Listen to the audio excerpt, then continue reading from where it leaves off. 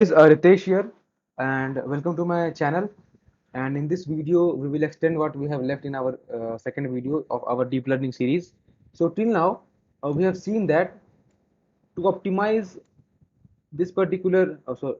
First, let me draw the diagram here so that you can understand it better.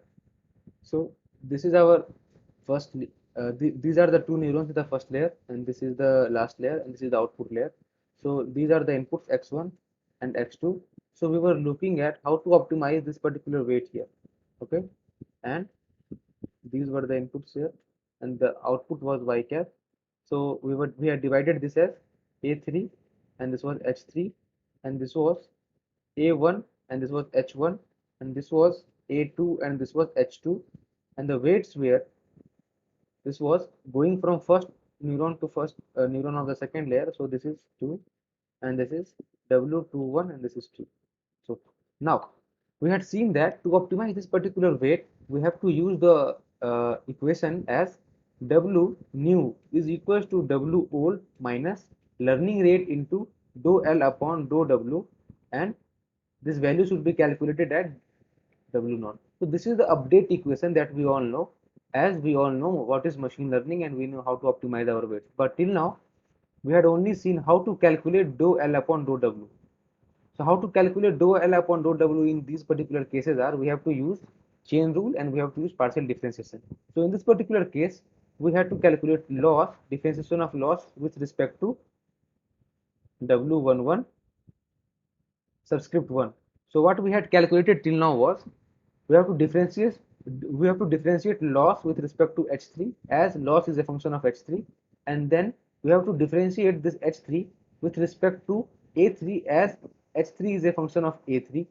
We have to then differentiate a3 with respect to h1, as a3 is a function of h1, and then we have to differentiate h1 with respect to a1, as h1 is a function of a1, and then we have to differentiate a1 with respect to the weight that we are optimizing, as this a1 is a function of w11. Now we will individually calculate everything here. Okay, we have to calculate these things. Now we all know that loss is equals to, in our case, h minus sorry y minus h3 square. What is h3? H3 is nothing but y cap, the value that our model will predict. Now the differentiation of this particular term with respect to h3 will be, see, now we will calculate here, dou L upon dou H3 will be, we have to bring this number here in front to, that is twice, and then we have to decrease the value of this power here. So this will be y minus H3, and then we have to differentiate H3, so the value will be minus 1. Okay, now so we got this term dou L upon dou LH3. Now we have to calculate dou H3 with respect to dou A3. So we have to calculate dou H3 with respect to dou A3. Now we know that H3 is a function of A3, and what is H3? We know that, so let me draw it here. What is H3? H3 is sigmoid of A3, and we all know that what is the differentiation of sigmoid, that is sigmoid into 1 minus sigmoid. So we will, what we will write here is h3 when differentiated with respect to a3 will be h3 into 1 minus h3. Okay, now what we have to do is we have to differentiate a3 with respect to h1. So what is a3? We all know that a3 is equals to h1 multiplied by w11 subscript 2 plus h2 multiplied by w21 square. Since we are covering this particular chain, because our w11 is here, so this particular weight will be treated as constant. So when we will differentiate a3 with respect to w11, we will only get, sorry, when we will differentiate a3 with respect to h1, why? Because a3 is a function of h1, so this h2 will be treated as constant, so we will get w11 square, sorry, not square, that is subscript 2. So this, therefore dou of a3 with respect to dou of h1 will be simply w11 subscript 2. Now we have to calculate this term, dou of h1 with respect to dou of a1. So what is h1? Following this particular equation, we know that h1 is sigmoid of a1. So the differentiation will also will be similar to this h3. So we can write dou h1 upon dou a1 will be simply h1 multiplied by 1 minus h1. Now the last term is dou a1 with respect to dou w11, and we know that a1 is a function of this particular x. So what we have to do is, this is x1 multiplied by w11 subscript plus x2 multiplied by some weights here. So we don't have to care this particular term because we are only considering this particular weight. Now this a1 is a function of actual x1 as well as w11. So when we are considering this particular thing as variable, then this will be treated as constant. This is the rule of partial differentiation. So if you don't know, then you can revise it, but for now, just for the sake of understanding, you just remember that whenever we are treating one of the variable as the variable, then the other variable will be treated as constant. Since we are differentiating with respect to the weight, the x will be this particular x will be treated as constant. Hence the differentiation of a1 with respect to this particular weight will be simply x1, because the constant term will not be cancelled, so this will be remaining here. Okay, so just for the demonstration, I will show you why this is x1. See, whenever we have a function, suppose we have function f equals to 2x. So what we have to do is, we have to differentiate this function with respect to x. Okay, so then what we do is, we leave this term 2 and we differentiate this particular thing with x. So this will give us a value of 1. Now we leave x and we differentiate 2. So what happens is, this term will get 0. So this term gets cancelled because 2 is a constant. So differentiation of constant will be 0 with respect to the variable. Now this term only remains. So this is the case here. Since we are treating the weight as the variable, so x1 will be constant. Hence differentiating a1 with respect to w11 will give you just x1. So now we have got all the pieces of our cards, so we can place them and we can get the value. So what is dou L upon dou H3?